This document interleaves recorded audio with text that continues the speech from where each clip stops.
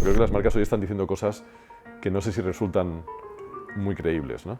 La primera pregunta que habría que hacerse es por qué la publicidad ha adquirido un protagonismo casi, como tú dices, superior al marketing en los últimos tiempos. No está tanto en crisis el formato audiovisual como el lugar donde poníamos esos spots. El propósito de una cerveza es salvar el mundo o salvar el planeta o limpiar de plásticos la tierra, que un poco hemos olvidado los fundamentos, hemos olvidado aquello que es básico en la tarea de vender, y la posición del cliente es confusa. Tener lo que hace es volver a transparentar el mundo en su complejidad total. Propósito, yo te diría como maquillaje. Las leyes son una manera de ordenar, ¿no? La política es una manera de ordenar, las dictaduras son una manera de ordenar y de simplificar. Visión que yo quiero tener, que es esa visión estratégica lejana, ¿no? de los asuntos. A mí me interesa más hablar de gente que crea audiencia. Es decir, ¿cómo es un mundo donde no hay unas farmacéuticas que investigan? Yo por lo menos parto de la base de que la verdad no existe. Hablo de la Iglesia, hablo de la izquierda, hablo de la corrección política, ¿no? Es decir, esta especie de campaña que al final no deja de ser propaganda, no deja de ser campaña, comunicar con elegancia, con delicadeza, dejando algún regalo, sin pretender escribir libros. No paro de sacar libros.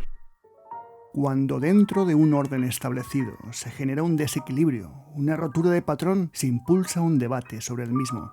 Y cuando hablamos de publicidad se me hace muy difícil dejar de observar a Tony Segarra, uno de los mejores publicitarios de nuestro tiempo. Y no es para menos porque este hombre acumula 39 Leones de Cannes y más de 100 Soles de San Sebastián. Pero más allá de esos premios, Tony Segarra me fascina por su interpretación de la publicidad. Así lo plasmó en su primer libro, Desde el otro lado del escaparate, en 2009. Y así lo ha plasmado en sus dos últimos libros, Tony Segarra y la publicidad, conversaciones con David Torrejón, en la que se habla mucho sobre su carrera, su profesión y sus experiencias. E Interrupción, conversaciones con Edu Pou, donde se abordan los retos a los que se enfrenta la publicidad de principios del siglo XXI. Tony Segarra, un tipo con una mente asimétrica, con presencia, energía y sabiduría, y sin duda un comienzo único para esta sección llamada Asimetrías. No voy a hacer presentaciones porque ya os lo he presentado, ya conocéis perfectamente a Tony Segarra, y gracias por venir a un blog de YouTube. Gracias por invitar. Hombre, es en los sitios en los que hay que estar ahora, ¿no? En 2009 publicaste Sí. A todo escaparate, luego hubo un vacío tremendo durante un montón de años, 13 años, y de repente nos sorprendes en 2022 con dos libros de golpe, dos colaboraciones, con dos grandes, por cierto. Sí. ¿Cómo es que ha sido este derroche de golpe? No lo sé, porque en ningún caso, ahora os estaba mirando los tres y pensaba, en ningún caso me propuse escribir un libro. Este es una recopilación de artículos, el primero, que gracias a Philippe Rouget, que hizo de editor y que en aquel momento trabajaba en la agencia, pues conseguí juntarlos y editarlos. Y un poco por la sensación de, bueno, juntemos lo que hay para que quede, para que permanezca, ¿no? Y estos dos, pues con Edu llevamos, desde yo creo que la primera vez que hablamos de poner en algún soporte la conversación fue en 2014, me parece. Creo que fue en una conversación en Nueva York, una charla en un bar después de cenar. Y luego este es un encargo de AdBook. Yo les dije que yo no me veía capaz de escribir un libro y me dijeron, bueno, pues si no te importa, lo hacemos con David Torrejón, y yo encantado, una charla con él. Y bueno, y se han solapado. Y ahora, además, estoy en otro proyecto con Leopoldo Abadía, que también ha sido un poco de vez en cuando vamos a desayunar, y me planteó una cuestión sobre la Iglesia y la comunicación, que yo siempre estoy hablando de eso. También me dijo, oye, ¿por qué no escribes un libro? Y yo dije, no, yo no escribo libros. Y dijo, bueno, pues lo hacemos juntos. Y, o sea, que el año que viene igual saco otro. O sea, que no sé, estoy sin pretender escribir libros, no paro de sacar libros. Precisamente el primero que yo leí, que es el de Tony Segarra, la publicidad, bueno, el primero de este año, por cierto, haces un ejercicio por conciliar lo que es toda una agencia, todos los equipos, das visibilidad a otros equipos que no solamente son los creativos, hablas mucho de los ejecutivos, de producción, etc. Y además al final del libro, de una manera, insisto, que me da la sensación que es como conciliadora, ¿no? Pero sin embargo, cuando hablamos de publicidad, por alguna razón solamente tienen visibilidad los departamentos creativos. ¿Por qué es eso? Yo siempre pongo el ejemplo de los goleadores en el fútbol, ¿no? Es verdad y a veces se lo pregunto a los periodistas y ellos siempre me dicen, bueno, pues porque el público conoce a quien conoce y ve a quien ve, ¿no? Y es muy difícil hablar de un equipo en concreto a pesar de que la gente lo sepa, ¿no? Entonces, es verdad que yo hago un esfuerzo siempre que puedo por tratar de explicar que yo solo no he hecho nada, ¿no? O sea, que parece que al final coja la pelota, avance todo el campo, regatea todo el equipo y meta gol yo. No sé, eso no ocurre. Creo que tiene que ver con la simplificación en la que se ha convertido un poco digamos, la prensa, los medios de comunicación, nuestra manera de comunicarnos, para la que no tenemos atención, tiende a una simplificación que en algunos casos es excesiva, ¿no? Y luego yo creo que también tiene que ver con esa tendencia que yo intento de combatir, pero con poco éxito, que es esa dependencia que nos hemos creado nosotros mismos del término creatividad o del concepto creatividad, ¿no? Yo creo que posición, ¿no? sí, creo que no tiene mucho que ver con lo que hacemos. Obviamente tiene que ver, pero como tiene que ver en cualquier disciplina, pero en nuestro caso ha sido como es una especie como de obsesión tremenda que creo que ha hecho que dependamos demasiado de una variante o de una técnica o de un medio más que del fin final de lo que hacemos, que es vender, ¿no? En las conversaciones con David Torrejón marcas que la publicidad está al servicio del marketing, cosa que de algún modo, por alguna razón, todavía mucha gente lo tiene mezclado, y además marcas muy bien por qué, ¿no? Porque el marketing va mucho más allá de la comunicación del producto. Esto nos ha hecho que dejen más claro lo que es una agencia, lo que es un cliente o departamento de cliente o toda la parte de marketing de cliente, y seamos un equipo, o realmente nos divide mucho más. La primera pregunta que habría que hacerse es por qué la publicidad ha adquirido un protagonismo casi, como tú dices, superior al marketing en los últimos tiempos. Yo creo que tiene que ver con la exagerada preeminencia de la tele, ¿no? Y digamos un poco lo que yo llamo la dictadura de la televisión. Es decir, durante 50 años ha sido tan sencillo hablarle a todo el mundo a través de spots de televisión, cuando tenías dinero para hacerlo, que un poco hemos olvidado los fundamentos, hemos olvidado aquello que es básico en la tarea de vender, que es lo que engloba de una manera genérica el marketing. El marketing se podría definir como todas aquellas herramientas o disciplinas o técnicas que nos permiten vender una marca, vender un producto, ¿no? Una de ellas es la publicidad. Entonces, la publicidad adquirió una dimensión tan exagerada en términos de inversión y en términos de influencia, que durante 40, 50, 60 años ha sido casi sinónimo de marketing y de publicidad. De hecho, siempre pongo el mismo ejemplo, pero hablamos de Zara y decimos, es que Zara no hace publicidad. No, hombre, Zara hace un marketing sofisticadísimo y extraordinario, pero efectivamente no hace anuncios de tele. Eso es lo único que no hace. Y eso lo hemos confundido con la publicidad, con sinónimo de publicidad y con sinónimo casi que te diría de marketing, ¿no? Entonces, bueno, estamos en un proceso lento y doloroso de volver a entender que la tele no lo puede todo y que hay un montón de otras cosas que afectan a la venta. Por ejemplo, el precio, que me parece que es un factor fundamental y diferencial, no solo del marketing, sino incluso de la comunicación. Es decir, el precio es aquello que pone de acuerdo a un comprador y un vendedor, y por tanto es vital a la hora de no equivocarse a la hora de comunicar. O el packaging, o el lugar en el punto de venta, o cómo tratamos a la gente en nuestro servicio de atención. En fin, todos esos que son elementos clave de la comunicación y del marketing de una compañía, hoy vuelven a adquirir la importancia que tuvieron en otros tiempos, ¿no? Precisamente con Internet, que parece que lo ha reinventado todo cuando lo ha redescubierto, ¿no? Se han dado cuenta que Internet, lo físico es casi tan importante como lo virtual, ¿no? Sí, yo creo que Internet lo que hace es volver a transparentar el mundo en su complejidad total. Y entonces cuando revisamos cómo era la publicidad en los años 20, nos damos cuenta de que es verdad que no con la potencialidad que te da lo digital hoy, pero sí que tenía los mismos problemas que hoy. Es decir, Edward Bernays, en el prólogo a su libro del 1920, hablaba de que él se encontraba con 70 y tantas revistas de agricultura en Illinois, en el estado de Illinois, en los años 20, y que no sabía dónde tenía que poner el anuncio de su cliente, ¿no? Pues es un poco el lío en el que estamos metidos ahora. Durante mucho tiempo, poner un anuncio en la tele era suficiente. Claro, eso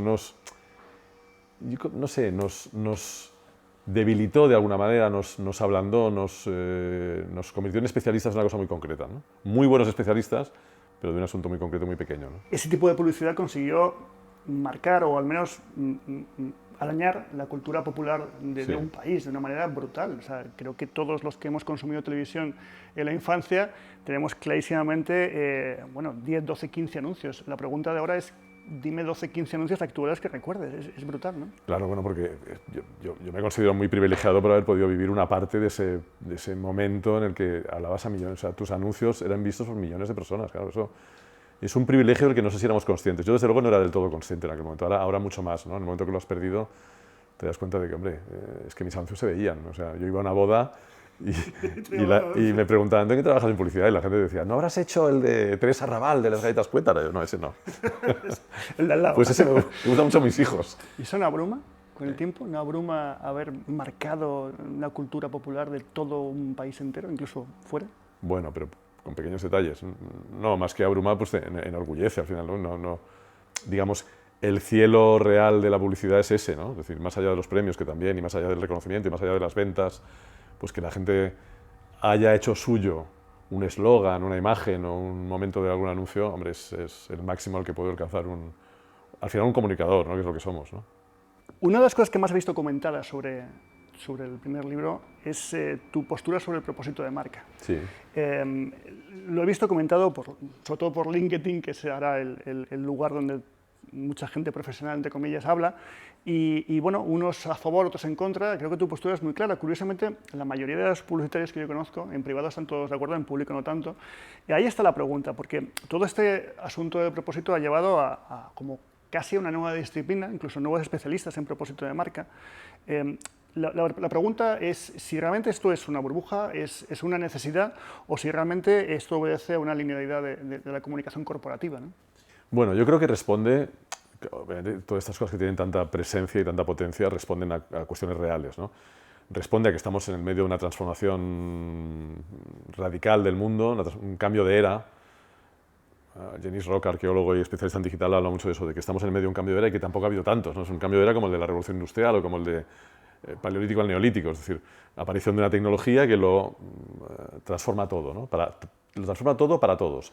Entonces, en esa medida, digamos, es verdad que, y digamos, con las herramientas digitales a nuestro alcance, es verdad que el consumidor quiere saber de las marcas y de todo el mundo en general, pero sobre todo de las marcas, pues qué postura tienen con respecto a sus inquietudes, a sus preocupaciones, que son las preocupaciones casi te diría de supervivencia o de construcción de un mundo nuevo. Es decir, ¿cómo va a ser ese mundo nuevo que además tiene, como siempre, grandes amenazas, ¿no? El cambio climático, ahora tenemos la guerra, es decir, siempre existen esos apocalipsis en el horizonte y luego una cierta sensación de progreso moral que yo creo que también se ha ido dando con el tiempo, ¿no? Me parece que es evidente. Yo creo que se ha confundido esa necesidad, digamos, de estar a la altura de lo que el consumidor demanda con lo que una marca es. Es decir, estar a la altura de lo que el consumidor demanda es una obligación de las marcas desde siempre. O sea, eso no va a cambiar nunca. Es decir, hay que estar con los tiempos. Otra cosa es que eso es lo que tú seas. Es decir, una cerveza... El propósito de una cerveza es salvar el mundo, o salvar el planeta, o limpiar de plásticos la tierra. Hombre, no, lo tiene que hacer, obviamente. Es casi una obligación, y si no lo hace, probablemente acabará cerrando, porque la gente los penalizará, el consumidor lo penalizará. Pero una cerveza no es eso. La cerveza es una bebida más o menos refrescante, más o menos alcohólica, más o menos divertida, que tiene como otra... un encuentro con amigos, ¿no? Claro. Justo después de la pandemia, lo que todos queríamos, ¿no? Claro, qué mejor propósito, qué más maravilloso propósito que el de juntarnos de nuevo después de la pandemia. Es decir, nadie tenía una necesidad mayor que esa, una cerveza. El otro día volví a leer, no sé por dónde llegué, esas cosas de internet, a la farmacéutica de Olot, que no sé si recuerdas, que la mujer estuvo secuestrada y que después de meses secuestrada, en el horror de un zulo espantoso, lo primero que dijo es, la sacaron, se paró una gasolina y dijo, paren aquí, y se tomó una Coca-Cola, porque su gran sueño durante aquellos meses encerrada era tomarse una Coca-Cola. Entonces, las marcas ya hacen cosas muy importantes, siendo como son. Entonces, bueno, yo creo que hay esa especie de... Claro, es muy agradable por parte de los expertos en branding, por parte de los directores de marketing, por parte de los CEOs de las compañías, transformarse en una especie de activistas sociales y políticos, más allá de seguir vendiendo lo que tienen que vender y seguir cumpliendo con los accionistas como tienen que cumplir. Y por tanto, pues ha habido, yo creo, una explosión un tanto exagerada de propósito, entendido casi como, yo te diría, como maquillaje, ¿no? Como vamos a estar con los tiempos, ¿no? Vamos a hablar de lo que la gente quiere. Parece que en Silicon Valley, parece ser que son las empresas de referencia, cosa que yo pongo en duda, pero ellos plantean que lo que hacen va más allá de su producto, de su servicio, y parece ser que todo el mundo tiene que hacer lo mismo. Es como casi una lobotomía global. Sí, sí, es verdad que yo en esto no había caído, pero es cierto. Es decir, que digamos, toda esta generación de gurús tecnológicos que tienen mucho que ver, que proceden casi todos de los gurús hippies de los años 60, 50, 60, 70, y que tienen un poco esa idea mesiánica de la transformación del mundo. El propio Jobs hablaba siempre de eso, ¿no? Es verdad que ese discurso ha calado en cualquier... Pero ese discurso que, siendo exagerado, tiene algún tipo de sentido en alguien que está efectivamente poniéndonos un ordenador personal en la mano a todo el mundo y por tanto transformando las cosas, hombre, no sé si es lo mismo para una mermelada, francamente, o para un jamón, o para un coche. Y un coche, mira, también está en un proceso de transformación radical, ¿no? Pero no sé si la misión del coche ahora mismo es contaminar menos, seguir siendo divertido, seguir llevándote de un sitio A a un sitio B con unas condiciones determinadas. Por ejemplo, el propósito de BMW o de Audi siempre fue la deportividad. Hoy debería estar pensando en cómo mantiene ese propósito o esa misión de marca en un entorno en el que seguramente las restricciones de velocidad, las restricciones de consumo de fuel y todo tipo de restricciones lo hace más complicado. Entonces, bueno, pues eso sí me parece un tema a tratar. Es que todo ha cambiado. Fíjate, ahora si sacas la mano por la ventanilla te ponen una multa. Claro. No, en aquel momento yo creo que también, ¿eh? ¿Ah, sí? Sí. Alguna gente nos lo dijo. Esto no se puede hacer. Hoy en día la palabra publicidad tiene muchísimas connotaciones, quizás porque ha habido muchísimas disciplinas gracias a que ha habido muchísimas tecnologías que nos han ayudado a llegar más lejos, entre comillas, o a gente más específica. Esto ha llevado a tener micro lugares que se han definido como publicidad, pero realmente eran disciplinas concretas. Curiosamente, cuando esas compañías o equipos de trabajo han crecido, tienden a la publicidad más clásica, ¿no? Y la pregunta que te quiero hacer es si realmente como publicitarios hemos perdido la referencia de lo que hacemos o no hemos sabido venderlo frente a este desembarco de tecnologías tan brutal que al final, a ver, son muy importantes, sobre todo ahora, hay que dominarlas, pero realmente nos llevan al mismo lugar, ¿no? A cómo hacer que me hagas caso durante un minuto, 30 segundos, 15 segundos. Sí, está claro que las marcas ya no dependen solo de un canal, dependen o de 3 o 4 canales, dependen de muchísimos canales.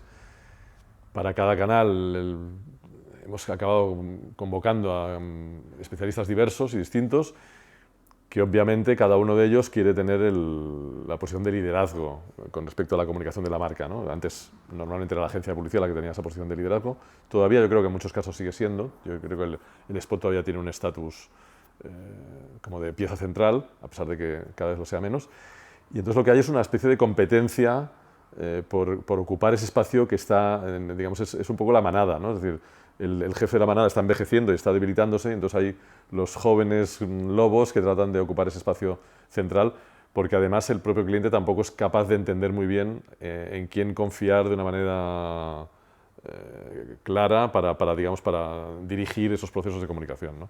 Realmente es complicado, las fronteras se diluyen, la competencia por la posición de liderazgo es brutal y la posición del cliente es confusa. Necesariamente, no estoy acusando, sino que estoy diciendo realmente ser hoy director de marketing de una compañía es complicado. Un poco de ahí mi salida de la agencia y nuestra posición como digamos, estrategas, como paso previo al ponerse a producir y a ejecutar, teniendo claro que sabemos lo que queremos decir y el rumbo que queremos tomar, ¿no? O sea, a mí me parece que una solución a esa dispersión es empezar a pensar previamente y tener muy claro, antes de ponerse a ejecutar, qué es lo que hay que ejecutar, ¿no? ¿Qué es lo que hacían las agencias antiguamente? Eran Claro. coordinadores de grandes equipos diferentes, ¿no? De hecho, las agencias de antes hablábamos del marketing, eran grandes expertas en marketing. Y la creatividad aparece un poco en los 90 con el zapping, con la saturación, con los crecimientos desmedidos de las marcas que hacen que la tecnología que hace los productos se parezcan cada vez más. Por lo tanto, hay una necesidad de pronto de esmerarse en el mensaje. Pero antes, eso era en los 70, 60, 80 incluso, era más relativo. Entonces, lo importante era, efectivamente, cuál era el plan de marketing global de una compañía. Y las agencias antiguas eran muy buenas en eso. Eran realmente sólidas en eso, que es una cosa que creo que ahora no tenemos, ¿no? Con Edu Pou hablas de algo que me fascinó y es el marco. El rectángulo. El rectángulo, el marco. Sí. Habláis de que en un momento dado ese rectángulo, que antiguamente fue un cuadro, luego fue una pantalla, puede ser una foto, define nuestro mundo, nos da seguridad, pero también nos limita, ¿no? Ahora mismo llegan las tecnologías, que además también habláis de ellas, que tratan de romper este marco y hacer toda una experiencia, este famoso metaverso, que algún día llegará, si llega. ¿El rectángulo es el nuevo formato de 45 segundos que todo el mundo quiere matar y no lo van a matar nunca? No, yo creo que el rectángulo o el marco tiene que ver con, es decir, el mundo es complejidad, es desorden, es degeneración, es lío, ¿vale? Entonces, el hombre, para soportar vivir en ese marasmo, tiene que ordenar. Entonces, el marco es una manera de ordenar. Las leyes son una manera de ordenar, ¿no? La política es una manera de ordenar, las dictaduras son una manera de ordenar y de simplificar. Pero el marco claramente trata, o las especialidades, ¿no? Tratan de encajar alguna cosita en un espacio que tenga sus límites, porque así los puedo controlar y puedo medir y puedo tomar decisiones con respecto a ese trozo que he limitado, ¿no? Los propios terrenos, la propia propiedad privada tiene esa idea de vamos a ordenar el mundo, ¿no? Vamos a clasificarlo, vamos a hacerlo comprensible, ¿no? Yo no creo que seamos capaces de abandonarlo.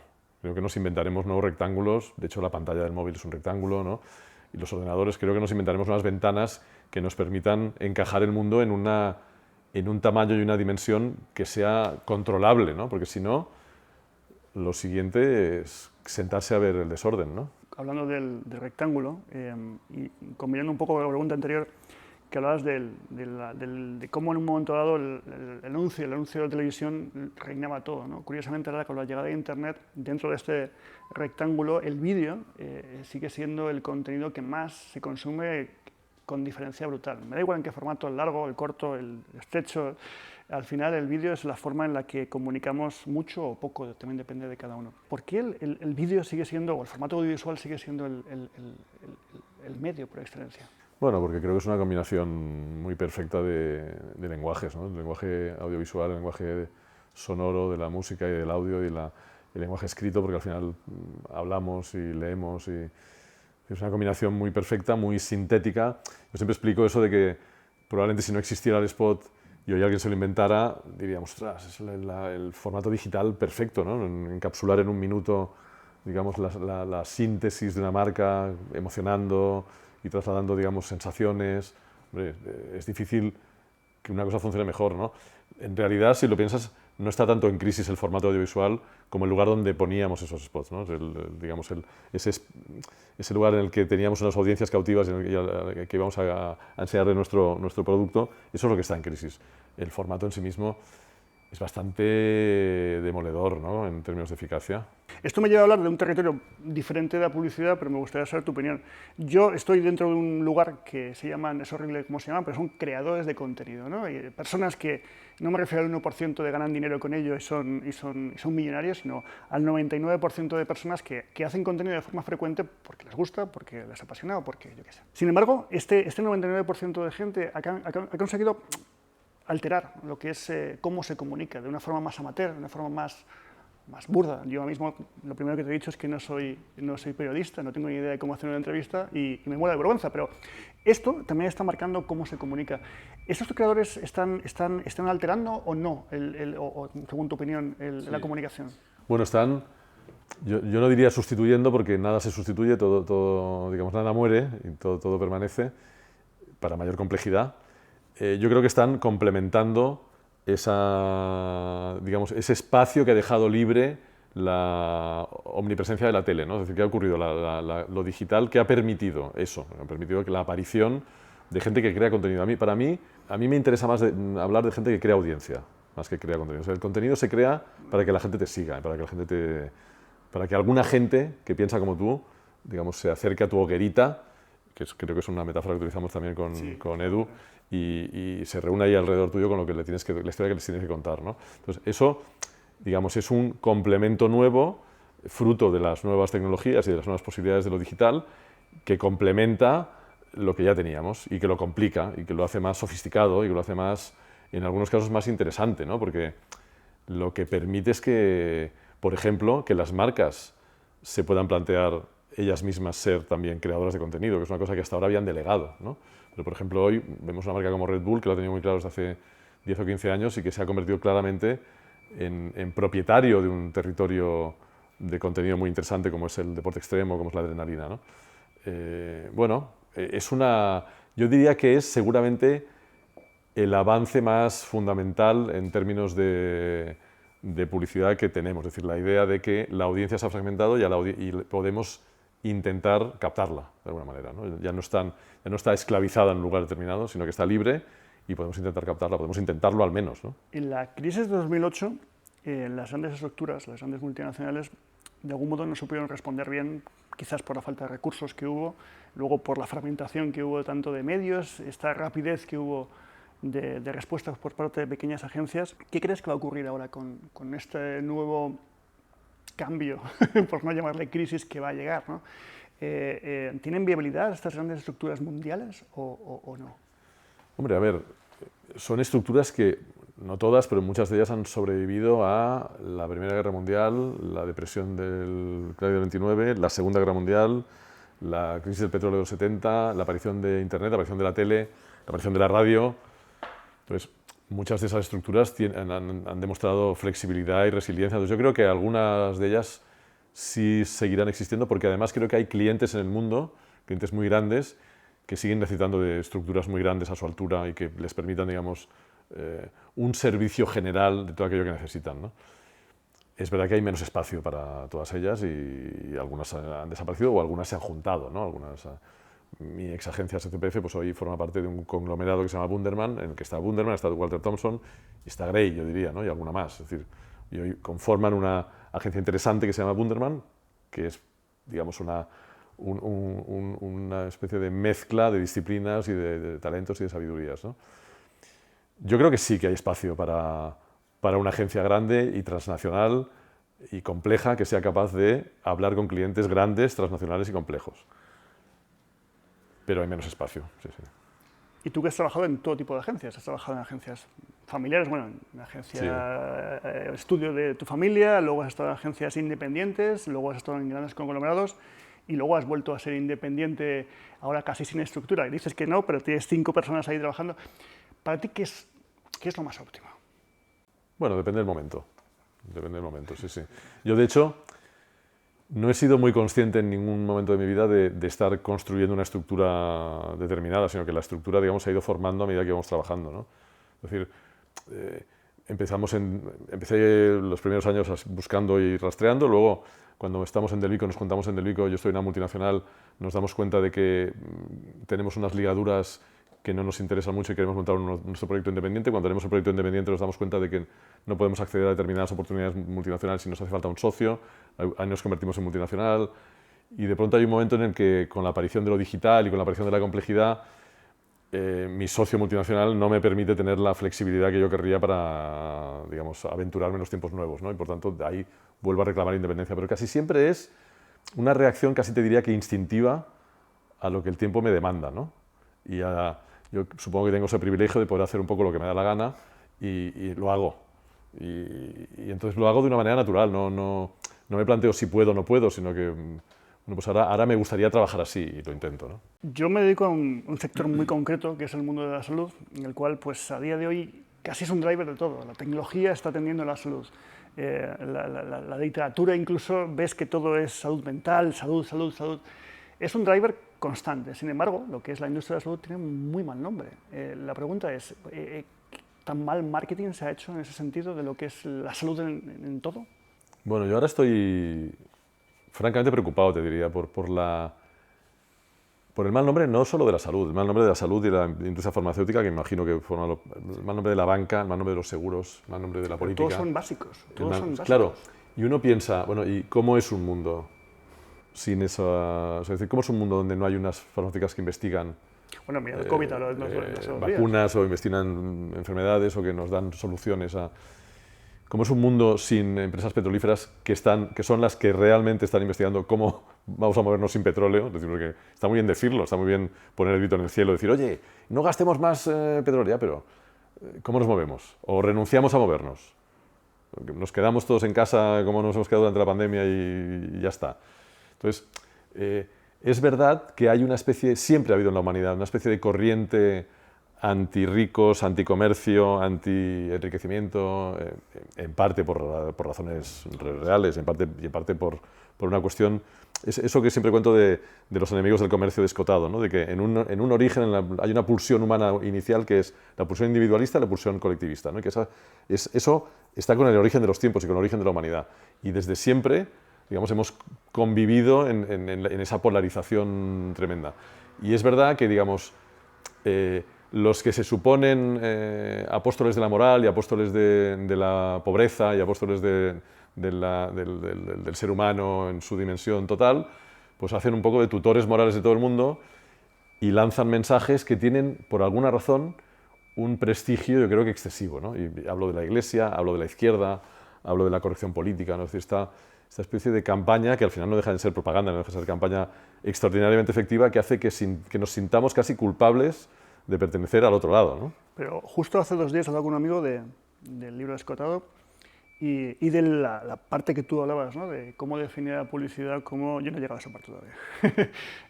Mensajeros de paz, ¿no? No, eso lo dijo en una entrevista que yo le hice en el CDC, pues, que le pregunté y nos... me dijo, es que eso también es propaganda. Dice, eso no es cierto. Y hombre, cuidado, si dentro del contexto... claro, aquí el problema creo que muchas veces es la exageración de muchos casos. ¿Cómo lo ves esa parte? Porque realmente...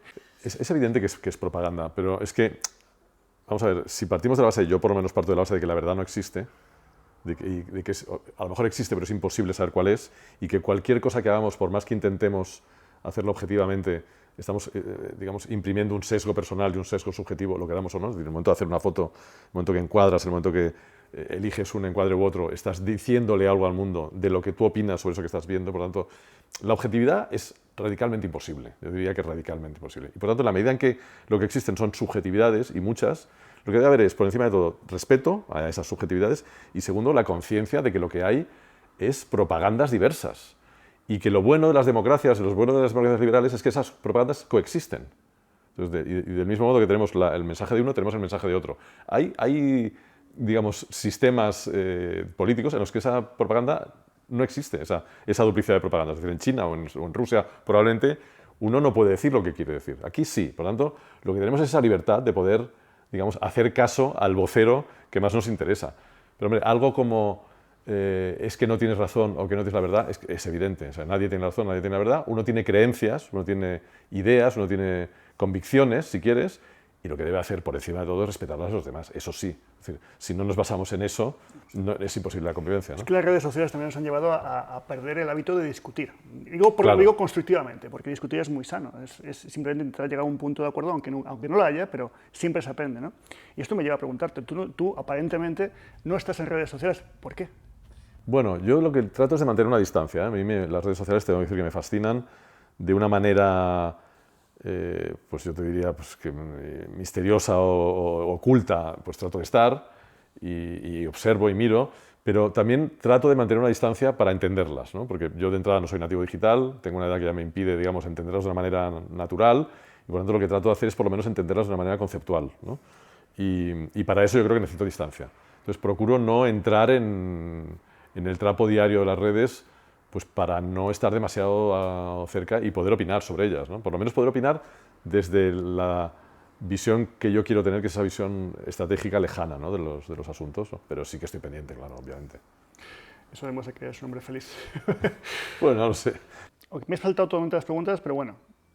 Hay una especialmente que me ha hecho una persona que no conoces, que es mi mujer, que bueno, estuvo una vez en una conferencia tuya y me dijo, me quedé con las ganas de preguntarle qué es para Tony la buena publicidad.